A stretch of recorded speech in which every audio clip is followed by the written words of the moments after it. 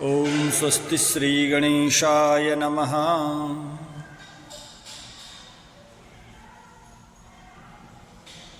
कई दिनों से यजमानों का,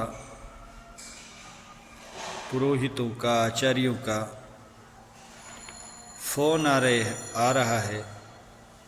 लोग मैसेज कर रहे हैं कि होली पर जो संशय बना हुआ है उसका क्या किया जाए।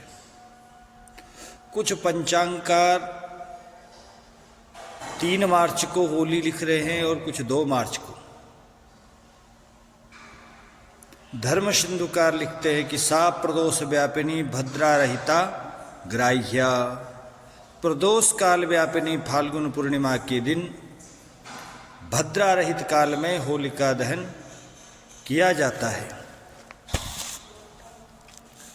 यदि पूर्णिमा दोनों दिन यानी 2 दिन अगर पूर्णिमा हो और दोनों दिन प्रदोष व्यापिनी हो, अथवा दूसरे दिन वह प्रदोष से पूर्व सूर्यास्त से पहले ही समाप्त हो जाए, तब पहले दिन ही भद्रामुख को छोड़कर अथवा भद्रा पुक्ष में निशीत काल से पहले ही भद्रा समाप्त हो जाए तो भद्रा की समाप्ति पर होलिका दहन करना चाहिए, ऐसी शास्त्र की आज्ञा है।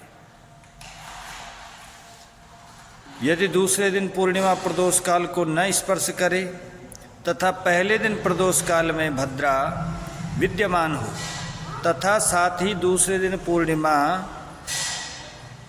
सार्धत्रयाम व्यापिनी यानी 3.5 प्रहर या इससे अधिक काल तक व्याप्त हो एवं अगले दिन प्रतिपदा तिथि वृद्धिगामिनी फाल्गुन पूर्णिमा के भोग काल से अधिक भोग वाली हो, तब अगले दिन प्रदोष व्यापिनी भद्र प्रतिपदा में ही अथवा सायंकाल में होलिका दहन किया जाता है। यदि यहाँ पूर्णिमा चाहे सार्धत्रयाम व्यापिनी यानी 3.5 प्रहर से अधिक हो, परंतु यहाँ भद्रा तिथि ह्रासगामिनी यानी प्रतिपदा का भोगकाल पूर्णिमा के कुल भोग से कम हो, तो पहले दिन ही भद्रा आक्रांत प्रदोष व्यापिनी पूर्णिमा में ही भद्रा के पुक्ष काल में अथवा भद्रा मुख काल को छोड़कर होलिका दहन किया जाता है। यदि यहाँ निशीथ के बाद भद्रा की समाप्ति हो तो भद्रा मुख को छोड़कर भद्रा में ही होलिका दहन किया जाता है, ऐसा शास्त्र निर्देश है। निशीथोत्तरम भद्रा समाप्तो भद्रा मुखम त्यक्त्वा भद्रायामेव। तीसरी बात, यदि प्रदोष काल में भद्रा मुख हो तो भद्रा के बाद अथवा प्रदोष के बाद होलिका दहन किया जाए।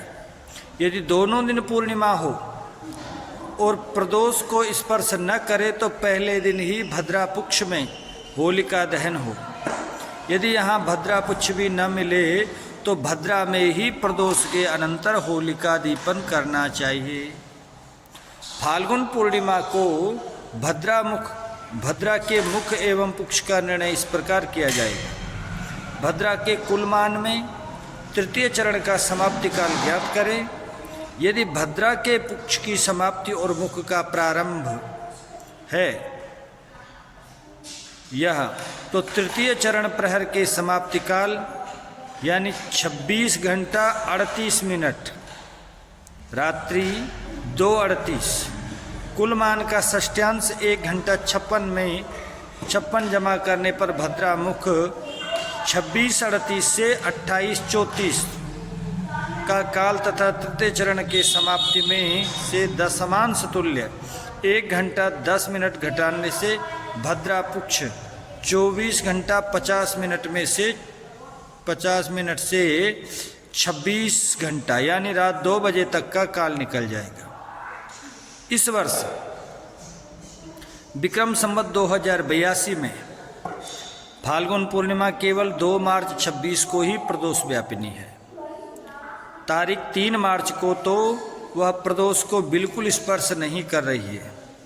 तारीख 2 मार्च 2026 ईस्वी को प्रदोष काल जो कि लगभग 6:22 से और रात्रि 8:53 तक रहेगा। भद्रा से व्याप्त है और भद्रा निशीथ अर्धरात्रि से कहीं आगे जाकर अगले दिन प्रातः 5:32 तक जाकर समाप्त हो रही है। अतः उपरोक्त शास्त्र निर्देशानुसार इस वर्ष होलिका दहन 2 मार्च 2026 को भद्रा के मुख को त्याग कर भद्रा में ही करना होगा। इस दिन भद्रा का मुख रात्रि 2:38 से 4:34 तक है। इस प्रकार स्पष्ट है कि इस दिन भद्रा मुख प्रदोष से बहुत दूर अर्धरात्रि के भी बाद विद्यमान है। अतः 2 मार्च 2026 ईस्वी को भद्रा मुख पक्ष का विचार न करके भद्रा में ही प्रदोष काल में होलिका दहन करना शास्त्र सम्मत होगा। यानी 2 मार्च 2026 को सायं 6:22 से 8:53 तक का जो प्रदोष काल है इसमें होलिका दहन करना शास्त्र सम्मत होगा। 3 मार्च को होलिका दहन नहीं किया जाएगा क्योंकि उस दिन प्रदोष व्यापिनी पूर्णिमा नहीं है। 3 मार्च को चंद्र ग्रहण भी है। उस चंद्र ग्रहण के बारे में हम कल वीडियो संदेश बना करके आप लोगों को सूचित करेंगे। हर हर महादेव।